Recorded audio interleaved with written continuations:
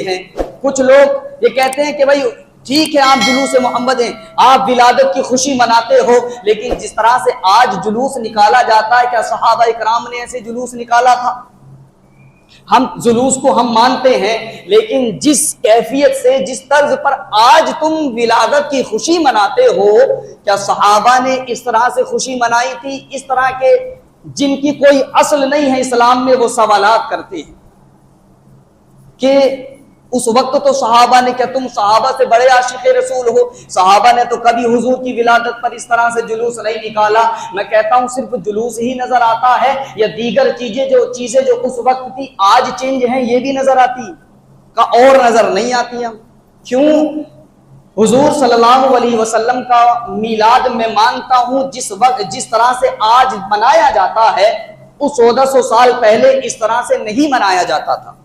یہ بات ہم بھی مانتے ہیں, لیکن میں ایک سوال کرتا ہوں آپ سے, اپنے دل سے جواب لینا, کیا صرف میلاد نئے طریقے سے منایا جاتا ہے یا دیگر دین کی وہ چیزیں جو اس وقت تھی ان میں بھی چینجنگ آئی ہے؟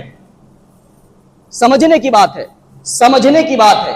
آج اگر جلوس محمدی یا حضور کی ولادت کا طریقہ چینج ہوا ہے تو صرف ولادت کا طریقہ ہی چینج نہیں ہوا, دین کے معاملات میں اکثر چینجنگ آئی ہے. میں آپ سے سوال کرتا ہوں, حدیث پاک میں آتا ہے کہ اس وقت جب حضور صلی اللہ علیہ وسلم اصحاب صفہ, جو صحابہ کرام کی یونیورسٹی کہہ دیجئے, حضور وہاں بیٹھ کر کے صحابہ کو درس حدیث, درس قرآن پڑھاتے تھے, کیا اس وقت جس طرح آج مدارس اسلامیہ ہے اس وقت ایسے مدارس کا وجود تھا؟ آپ کہو گے نہیں تھا. نہ ہی مدرسوں میں جس طرح سے آج کے معاملات ہیں, مدرسوں میں کچن وغیرہ ہے, تمام سہولات ہیں, مسجدیں پکی ہیں, اس وقت مسجدیں کچی تھی. آج مسجدیں پکی بنانے کی ضرورت کیوں آئی ہے؟ آج مدرسے بنانے کی ضرورت کیوں آئی ہے؟ تو جواب یہی ملے گا کہ اس وقت کے نمازی پکے تھے, وہ مسجدوں کے اوپر موقوف نہیں تھے کہ پکی مسجدیں ہوں گی تو نماز پڑھیں گے, کچی میں نماز نہیں پڑھیں گے.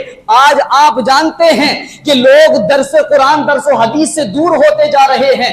کوئی اسلام کے پیغام کو پڑھنے کو تیار نہیں ہے, سیکھنے کے لیے تیار نہیں ہے. علماء نے جب دیکھا کہ مسلمان دین سے دور جا رہے ہیں, ان کو اسلام ان تک پہنچانا ہے, دین کا پیغام ان تک پہنچانا ہے, اور اس طرح سے ممکن نظر نہیں آتا, تو علماء نے مدارس کا وجود کیا. مدارس کو ایک شکل دی مدرسے کی شکل میں, تاکہ لوگ مدرسے میں آئیں. مسجدوں میں جس طرح سے آج لائٹیں لگی ہوتی ہیں, اس وقت صحابہ کے دور میں نہیں تھی. تو تمہیں میلاد تو نیا نظر آتا ہے کہ جس طرح میلاد میں کمکم لگاتے ہو, لائٹیں لگاتے ہو, جشن مناتے ہو, صحابہ کے دور میں نہیں تھا.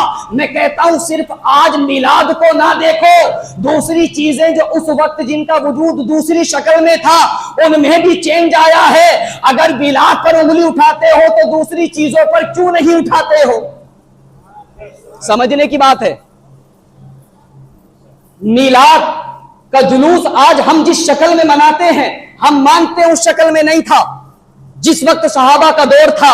لیکن میرے بھائیوں, صرف میلاد کی بات نہیں, اس وقت بھی سیرت کے جلسے, سیرت کا پیغام صحابہ دیتے تھے, سیرت کی محفلیں ہوتی تھی, مصطفیٰ کی سیرت لوگوں کو بتائی جاتی تھی. لیکن جس طرح آج تمہارے اور ہمارے جلسے ہوتے ہیں, 1,50,000 کا نذرانہ دے کر کے علماء کو بلاتے ہیں, میرے آقا کے دور میں اس طرح کے نذرانے بھی نہیں دیے جاتے تھے, اس طرح کے جلسے بھی نہیں ہوتے تھے. سیرت کی بات ہوتی تھی, سیرت مصطفیٰ کے جلسے نہیں ہوتے تھے. کیا سمجھو گے ان چیزوں سے؟ یا تو جلسوں کا وجود ہٹاؤ, جس طرح کی مساجدیں ہیں ہٹاؤ, مسجدوں میں ماربل بچھا ہے ہٹاؤ.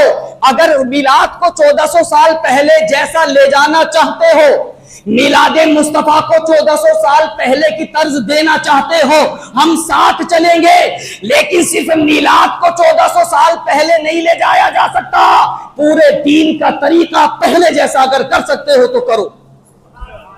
میرے عزیز, کہنے کو تو دنیا جو چاہتی ہے وہ کہہ دیتی ہے, لیکن سمجھنے کی ضرورت ہے. آپ سمجھ رہے ہیں نا میری بات؟ ہر طریقہ وقت کے حساب سے ہر چیز میں چینج آتا ہے.